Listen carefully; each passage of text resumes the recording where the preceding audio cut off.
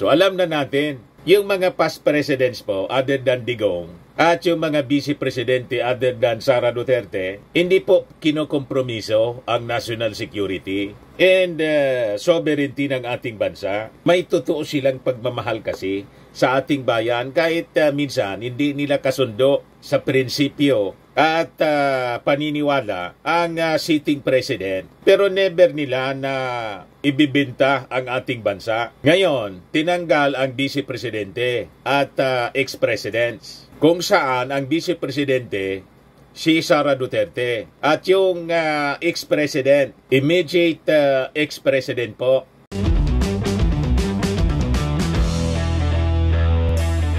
Ito naman po yung bago naming product na binibenta online.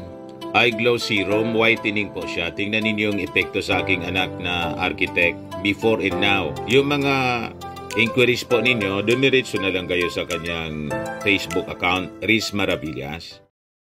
O yung vice presidente mga kababayan, pati yung mga past presidents, sinibak na ng ating Pangulong Bongbong Marcos as member ng National Security Council. Rimati na po si Sara Duterte, pati si Digong, mga kababayan, and the rest of the past presidents po, na dati member sila ng National Security Council. Hindi na sila member ngayon, sinibak na ng ating Pangulong Bongbong Marcos. Nagpalabas mga kababayan ngayon lang ang balita mga kababayan. Pero yung executive order, noong December 30 pinirmahan ng ating Pangulong Bongbong Marcos na tumatanggal po sa Vice Presidente and past presidents bilang member ng National Security Council.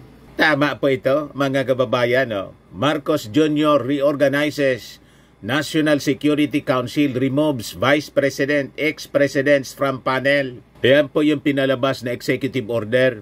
Executive Order number 81, reorganizing the National Security Council. Very bright po yung ating Pangulong Bongbong Marcos. So tama po ito mga kababayan. But before natin pag-usapan, click subscribe muna dito sa ating YouTube channel and hit the notification bell para lagi po kayong updated sa mga kaganapan dito sa ating bansa. Like and share na rin po ninyo ng ating video at huwag na rin po ninyo na skip yung ating mga commercial ads para tuloy-tuloy lang ang pag-unlad ng Bagong Pilipinas. Itong ating programa mga kababayan, atid sa inyo nitong ating mga sponsors. Firmax Firming and Lifting Cream. Pinapay po sa mga pulses in affected area. Mainam po ito sa mga pains at paninigas ng mga kaso-kasuan. Ito sa mukha naman yung application, anti-aging, Automax po siya. Ito iGlow 60 mga kababayan. Whitening po siya. Made in South Korea. Ito naman po, Nengxia Red Mix Fruit Drink. Gawa po siya sa goji berry. May anti-cancer properties po siya. At sa mga nagana po ng malinis and spacious fitness gym, pumunta lang po kayo sa aming Colossal Fitness Gym. May Grab Car Rental din po kami. At bills payment po sa aming office. At saka sa mga mahilig po sa mga imported bags, manood po kayo sa live selling ni Madam Aileen Rosales sa kanyang Aileen Closet po. Pati mga shoes, ito yung kanya po. Ito yung kanyang page. Kita ninyo, napakagandang mga online selling po siya. Si Madam Aileen Rosales. Cellphone number niya po, 773-798-7816. Balik tayo mga kababayan dito sa ating pinag-uusapan. Ang pagtanggal po sa Vice Presidente and ex-presidents as member ng National Security Council. So sabi natin, tama po itong naging aksyon ng ating Pangulong Bongbong Marcos. Kasi unang-una, ang Vice Presidente po at yung dating Presidente, at least yung Presidente po, nilalagay po sa alanganin po ang national security. Alam na ninyo kung bakit, mga kababayan. Iba yung alliance, ibang interest po ang pinaglilingkuran ng mag-ama. At matatandaan mga kababayan, noong isang taon, November, nagreklamo si Sara Duterte. Kini-question si National Security Advisor, Eduardo Año, kung bakit daw siya hindi man lang iniimbita as member ng National Security Council.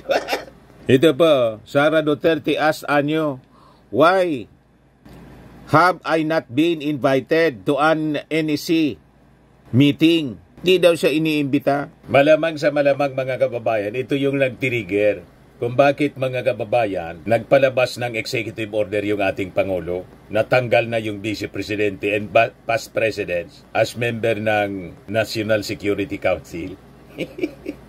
I-treat sila mga kababayan sa national security.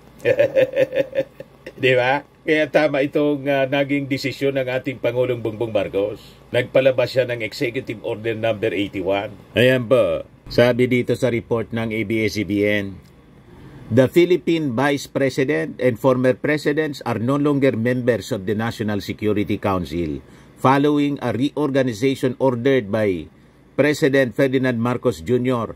earlier this week to ensure that the body could adapt to evolving challenges. Executive Order number 81 noted the need to guarantee that the National Security Council remains a resilient national security institution capable of adapting to evolving challenges and opportunities both domestically and internationally, and to ensure that its council members uphold and protect national security and sovereignty. Malinaw po, dapat ang member ng National Security Council niya upholds national security and sovereignty. So alam na natin, yung mga past presidents po, other than Digong, at yung mga vice presidente other than Sara Duterte, hindi po kinokompromiso ang national security and sovereignty ng ating bansa. May totoo silang pagmamahal kasi sa ating bayan kahit minsan hindi nila kasundo sa prinsipyo at paniniwala ang sitting president. Pero never nila na ibibinta ang ating bansa. Ngayon, tinanggal ang vice presidente at ex-presidents. Kung saan ang vice presidente si Sara Duterte at yung ex-president, immediate ex-president po, si Digong. Pero may iba pang ex-president po, pero hindi maingay. Nabuhay pa si Erap Estrada. Ngayon man lang po, ginawa mga kababayan ng isang sitting president, natanggalin ang ex-president at ang vice-presidente. Malinaw ang mensahe, mga kababayan. Iyan po, members, to ensure that its council members uphold and protect national security and sovereignty, thereby fostering an environment conducive to effective governance and stability. Madaling sabi, threat to sovereignty and national security, si Sara Duterte at ang kanyang tatay. Kaya ginawa itong executive order mga kababayan ng ating Pangulong Bongbong Marcos. Tama pa ang ating mga analysis? Malinaw po sa executive order. So sabi dito sa balita, under the executive order signed last December 30, 2024 and released to media ngayong araw na to, the National Security Council shall now be composed of the following. Ang Presidente as chairperson at ang mga kasama, mga members po, yung Senate President, Speaker of the House, yung Senate President pro tempore, tatlong mga deputy speakers to be designated by the Speaker, majority floor leader ng Senado, majority floor leader ng House, minority floor leader ng Senado, minority floor leader ng House, chairperson ng Senate Committee on Foreign Relations, chairperson ng Senate Committee on National Defense and Security, chairperson ng Senate Committee on Public Order and Dangerous Drugs, chairperson Committee on Foreign Affairs, chairperson House Committee on National Defense and Security, chairperson House Committee on Public Order and Safety, executive secretary, National Security Advisor, secretary ng Department of Foreign Affairs, secretary ng Department of Justice, secretary ng Department of National Defense, secretary ng Department of Interior and Local Government, secretary ng Department of Labor and Employment, Chief Presidential Legal Counsel, secretary ng Presidential Communications Office, head ng Presidential Legislative Liaison Office, other government officials and private citizens as the President may be or may appoint or designate from time to time.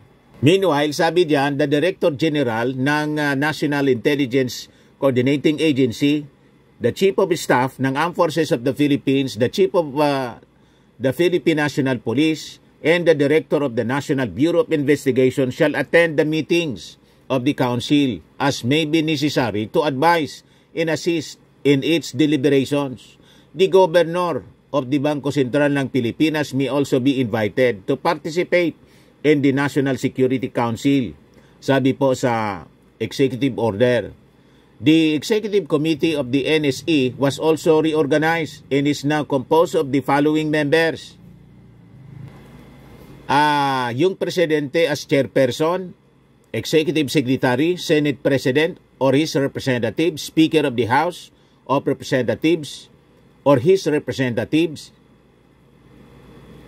National Security Advisor, Secretary ng Department of Foreign Affairs, Secretary ng Department of Justice, Secretary ng Department of National Defense, Secretary ng Department of Interior and Local Government, other members or advisors as the President may designate from time to time. So makikita ninyo, talagang siningle out ng ating Pangulong Bongbong yung Vice Presidente and ex-presidents. Malinaw mga kababayan, walang tiwala, totally walang tiwala ang ating Pangulong Bongbong Marcos sa Vice Presidente at sa dating mga presidente. Damay dito pati si Erap. Di bali po, si Era po, may pagkamakabayan yon. Hindi tulad ng dating Pangulong Digong, arap-arapan na sinasabi sa publiko na gusto na tayong maging province po ng China. At si Inday, mga kababayan, never po na nagkundina sa mga ginagawa ng China sa West Philippine Sea. Lahat ng issue may sinasabi siya other than sa pang-abuso ng China. You see po? So ito malinaw na in response sa naging demand ni Sara na bigyan siya ng minutes of the meeting within 24 hours. Notarized. Pakita niya hindi ako imbitado sa mga meetings ng National Security Council. Yan yung sabi niya po nung November. Yan si Sara. VP Sara question NSC demands meeting notes. Yan bigyan daw siya ng notarized copies of the minutes of its meetings and an explanation within 24 hours as to why she as Vice President is not a member of the National Council of the Council, or why if she is a member, she has not given invited to the Council's meetings. Siguro inihinga ng paliwanag ni Xi Jinping. Kaya nagdidemand mga kababayan, dapat niya notarize. Sabi dito sa balita, Duterte criticized the National Security Council in response to the statement made by National Security Advisor Eduardo Año, who said that threats to the President are a matter of national security. This followed her remark threatening to have President Ferdinand Marcos Jr. and First Lady Lisa Marcos killed, which she claimed was maliciously taken out of logical context. Sabi ni Sara Duterte, national security pertains anya to the protection of our sovereignty, the safety of the Filipino population, and the preservation of our democratic institutions. The function of the National Security Council is confined to the formulation of policies in furtherance of such pursuits. She also requested a copy of the notices of meetings along with proof of service and notarized minutes of meetings where a resolution was adopted to consider the remarks made by a Vice President against a President as a national security concern. Additionally, she asked for a request to present to the Council the threats against the Vice President, the Office of the Vice President, institution and its personnel to be included in the agenda of the next Council meeting. Sabi ni Sara, never daw siya na naka-receive ng single notice of meeting from the Council since June 2022, June 30, 2022, and again requested copies of the notarized minutes of its meetings. I want to review what the Council has accomplished so far in terms of policies and recommendations for national security, sabi po ni Sara Duterte. O ngayon, nakuha niya yung hanap niya. Ang sagot ng ating Pangulong Bongbong Marcos, siyempre, yung sulat ni Sara sa National Security Advisor kay Secretary Anyo, nakarating siyempre sa ating Pangulong Bongbong Marcos. Ganon pala niya ha? Masyado kang nagmamagaling, tanggal ka ngayon, pati yung tatay mo. Damay, lahat ng past presidents at mga vice presidente, hindi na member ng National Security Council. Tama lang po, mga kababayan. Kaya tingin ko mga kababayan, ang susunod po na tatama kay Sara Duterte, yung fourth impeachment, matapos siya na masibak, sinibak na talaga po as member ng National Security Council yung Vice Presidente. Ang susunod po, yung fourth impeachment na ang sabi, ang mag-i-endorse yung mga majority members ng Congress. Malamang yung ating Pangulo, hindi na po kikibo. Once in-endorse yun ng majority members, hindi na niya kukontrahin yung impeachment proceedings, impeachment complaint laban sa Vice Presidente. Ayan ang latest ngayon sa Manila Bulletin. No? Impeachment move versus VP Sara gaining ground in House with impending majority support. Ayan, no? The move to impeach Vice President Sara Duterte is gaining traction in the House of Representatives based on the latest remarks ni House Secretary General Reginald Velasco. Sabi diyan, in a message to reporters, Velasco said that a group of congressmen from the majority bloc na po, intend to endorse at least one of the filed impeachment complaints against the Vice President. Some members of the House have told me in confidence that they are thinking of endorsing one of the 3 impeachment complaints filed earlier or another complaint. So it is gaining traction, mga kababayan. At sabi nga natin, pag ma-file ang 4th impeachment complaint, malamang ito ay diretso na po sa Senado. Pipirma na po ang 1/3 sa members ng Congress from the majority block ng Kongreso. At pag halimbawa in-endorse siya ng majority ng members ng Congress, malamang yung majority sa mga senador nagapang na. Tama ba? Nagapang na para i-convict mga kababayan si Sara Duterte. Kasi malinaw naman po ang violation, culpable violation of the Constitution and betrayal of public trust na nagawa ng Vice Presidente. She is unfit to hold any public office sa kanya pong pag-uugali. Kitang-kita po, mga kababayan, kahit hindi na dumaan sa impeachment trial, kondinado na siya ng ating mga mamamayang Filipino. Pag hindi kinonvict ng mga senador, kumampi kay Sara Duterte, ang mga senador ang magiging kondinado. Tatanggalin natin yung mga senador come sa eleksyon. Sila, mga kababayan, ang ating kakastiguhin. Tama ba?